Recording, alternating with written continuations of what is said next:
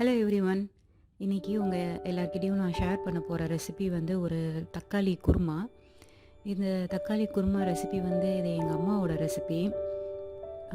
இது வந்து இந்த தக்காளி குருமா வந்து நம்ம ரைஸோடு சாப்பிட்ற மாதிரி ஒரு டிஷ்ஷு. ஆக்சுவலி சாம்பார், ரசம் அந்த மாதிரி டெய்லி அதே சாப்பிட்டு போர் அடிக்கும் இல்லையா?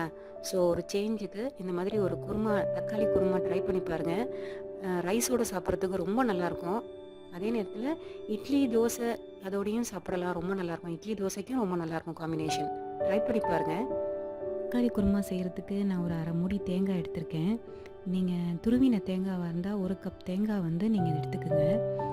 துருவின தேங்காயை மிக்ஸி ஜாரில் எடுத்துப்போம். அதில் 1 டீஸ்பூன் சோம்பு சேர்த்துக்கலாம்.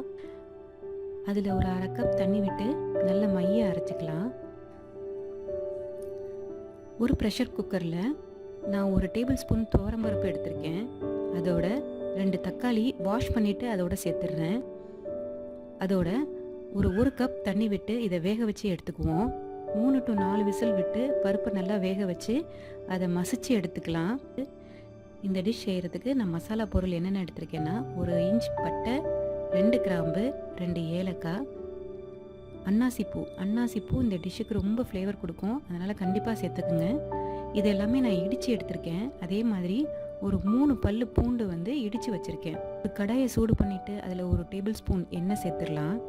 அதோட நம்ம இடித்து வச்சுருக்க மசாலா பொருட்களை சேர்த்துடலாம். அதோட பூண்டையும் சேர்த்துடலாம். சேர்த்துட்டு நல்லா வதக்கிக்குவோம். அதோட 2 பச்சை மிளகா கீரி எடுத்து வச்சுருக்கேன், அதையும் நான் இதோட சேர்த்துடுறேன். இதோட பொடியாக நறுக்கின வெங்காயம் அதையும் சேர்த்து நல்லா வதக்கிக்கலாம். வெங்காயம் வந்து நல்லா ப்ரௌன் ஆகிற வரைக்கும் நல்லா வதக்கிக்குவோம். வேக வச்சு மசிச்சு வச்சுருக்க பருப்பையும் சேர்த்துடலாம். பருப்பு சேர்த்தோன்னே அரை டீஸ்பூன் மஞ்சத்தூள் சேர்த்துக்கலாம். அரை டீஸ்பூன் மிளகாய்த்தூள், 1 டீஸ்பூன் தனியாத்தூள்,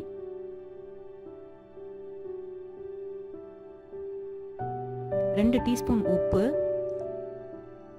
மைய அரைச்சி வச்சுருக்க தேங்காயை சேர்த்துருவோம். அதோட ஒரு அரை கப் தண்ணியும் சேர்த்து நல்லா மிக்ஸ் பண்ணி விட்டு நல்லா கொதிக்க விடணும்.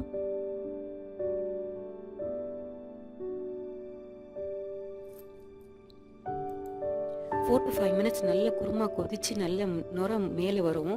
அந்த நேரத்தில் நம்ம வந்து ஒரு கைப்பிடி புதினா, கொத்தமல்லி 2யும் பொடியாக நறுக்கி இதோட சேர்த்துடலாம். புதினா, கொத்தமல்லி சேர்த்ததுக்கப்புறம் ஒரு 1 minute கொதிச்சா போகிறோம். அதுக்கப்புறம் நம்ம இதை ஆஃப் பண்ணிடலாம். ஒரு டெலிஷியஸான குருமா இது. கண்டிப்பாக ட்ரை பண்ணி பாருங்கள். ரொம்ப டேஸ்டியாக இருக்கும். ரைஸோடு சாப்பிடும்போது ரொம்ப டேஸ்டியாக இருக்கும். கண்டிப்பாக இதை ட்ரை பண்ணி பாருங்கள். இதோட நம்ம வந்து பொட்டேட்டோ ஃப்ரை, இல்லைன்னா நம்ம வந்து ஒரு எண்ணெய் கத்திரிக்காய், இது அந்த மாதிரி ஏதாவது ஒரு காரமாக ஏதாவது ஒரு டிஷ் செஞ்சு இதோட சாப்பிடலாம். ரொம்ப நல்லாயிருக்கும். ட்ரை பண்ணி பாருங்கள். ட்ரை பண்ணி பார்த்துட்டு உங்களோட ஃபீட்பேக் கண்டிப்பாக எனக்கு சொல்லுங்கள் எப்படி இருந்ததுன்னு. தேங்க்யூ.